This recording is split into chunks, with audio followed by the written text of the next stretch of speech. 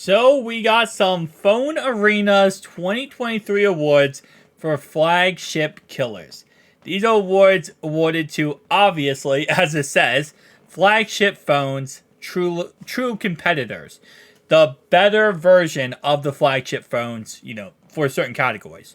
So let's go ahead and go down here because our first award is the best innovation next gen foldable phone with almost zero crease. And you might have never seen this phone before because this is Huawei's Mate X3, which was one of the few new foldables with almost creaseless design.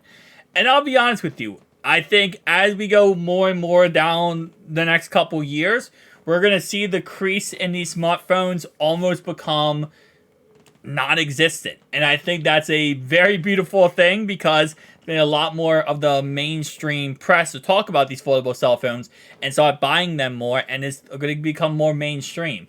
But a lot of people do hate, and I understand because different viewing angles.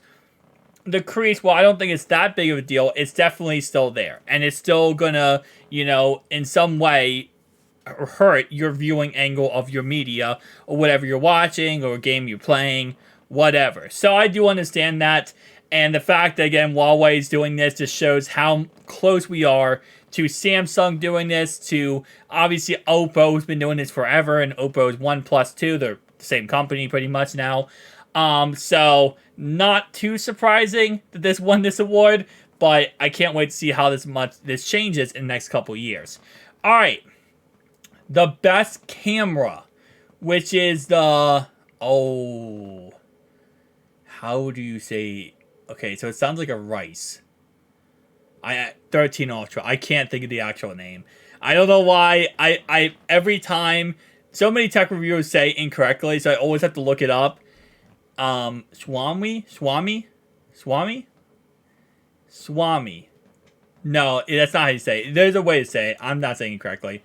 The 13 Ultra uses an impressive quad camera system with large 1-inch sensor on the main camera. Nice. We got the 4 quad system there for the camera on the back. The flagship killer, the best foldable phone is the OnePlus Open. Interesting. So that got the best foldable phone of the year. I am really not surprised. I mean, because the Google Pixel Fold did not sit well with a lot of people. The Tensor G2 chip is a little bit outdated. It's not as good as other chips are, especially not the the Snapdragon Gen 2 chip.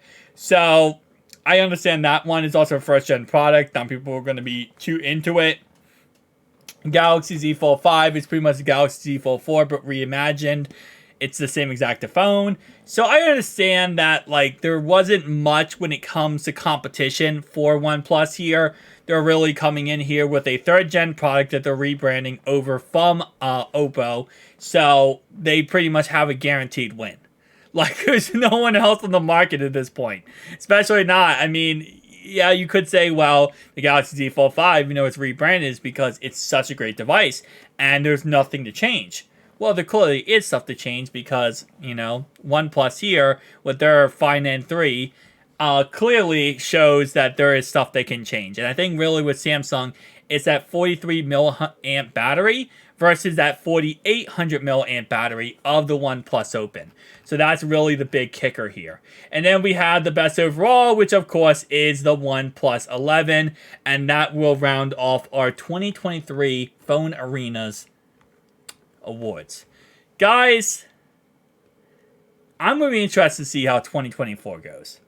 Because I feel like this is going to be the best year possible for foldable, flippable phones. And I truly feel like we're about to see some absolutely amazing technology come out. Especially with how everything is going right now. OnePlus Open, obviously they come out with their phone. Google Pixel Fold came out with a phone. Google is now in there. OnePlus is now in there. Samsung has to create an update to their phone to make actual true competition happen. There's so many back, forth. I feel like now there has to be something that, comes out when it comes to, a technology actually getting better, and someone has to make a splash. And I think someone's going to make a splash very, very, very soon. sometime probably middle, maybe late 2024, but I think middle, probably around like March or April of 2024. See you guys next one. Peace.